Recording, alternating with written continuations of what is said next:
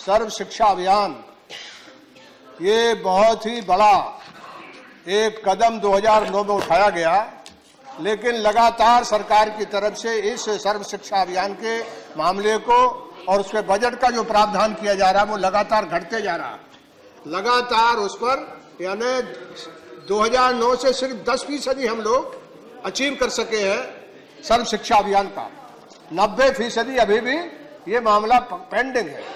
मैं आपसे निवेदन करना चाहता हूं कि जीडीपी का जो 2014 और 15 में 0.55 था वो घट करके हो गया 0.47।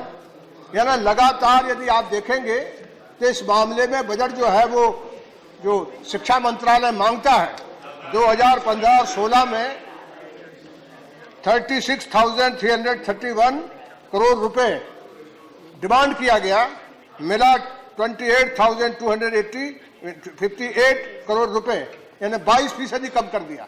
और इस साल जो है वो मांगा गया 2017-18 में 55,000 करोड़ और मिला 23,500 करोड़, यानी 57% कम हो गया।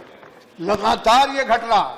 मैं आपसे के माध्यम से सरकार से निवेदन करना चाहता हूं कि ये महत्वपूर्ण मामला है। यदि सदन में इस पर बहस हो जाए और ये मामला आ जाए तो ज्यादा अच्छा होगा। और लगातार आपने हायर एजुकेशन में तो थोड़ा बजट बढ़ाया, लेकिन इस मामले में बजट लगातार घट रहा है और जब बुनियाद ही कमजोर होगी तो ऊपर का जो हायर एजुकेशन वो कैसे पूरा हो सकता है। देश भर में खास करके बड़े पैमाने पर उत्तर भारत में नकल का मामला चला हुआ है। ये बुनियादी शिक्षा जब बर्बाद हो गई है, इसके चलते पूरे नॉर्थ इंडिया में ये नकल का प्रावधान चल रहा है। बच्चों को पढ़ते नहीं है, कई स्कूल नहीं है, किसी तरह के प्रावधान नहीं है। और जब हमारी बुनियादी हिल जाएगी तो फिर यानी कोई मामला बनने वाला नहीं है। इसलिए हायर एजुकेशन में सरकार ने कुछ बजट बढ़ाया है, लेकिन जो बुनियादी शिक्षा है, सर्व शिक्षा है, उसमें किसी तरह का बजट नहीं बढ़ा है। मैं सरकार और आपसे निवेदन करना चाहता हूं कि इस मामले पे आपने इसको रिजेक्ट कर दिया। यदि इस पर बहस हो जाती तो ज्यादा अच्छा था। यदि मगर आप अनुमति हो तो इस पर कोई ना कोई इस सदन में बहस होना चाहिए। यही मेरी आपसे।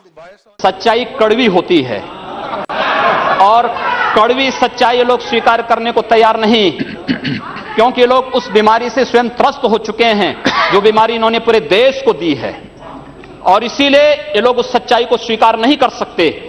कश्मीरी पंडितों के निष्कासन पर और कश्मीर पे हुए अत्याचार पर ये लोग मौन थे। मैं 2011-12 में असम के अंदर देख रहा था,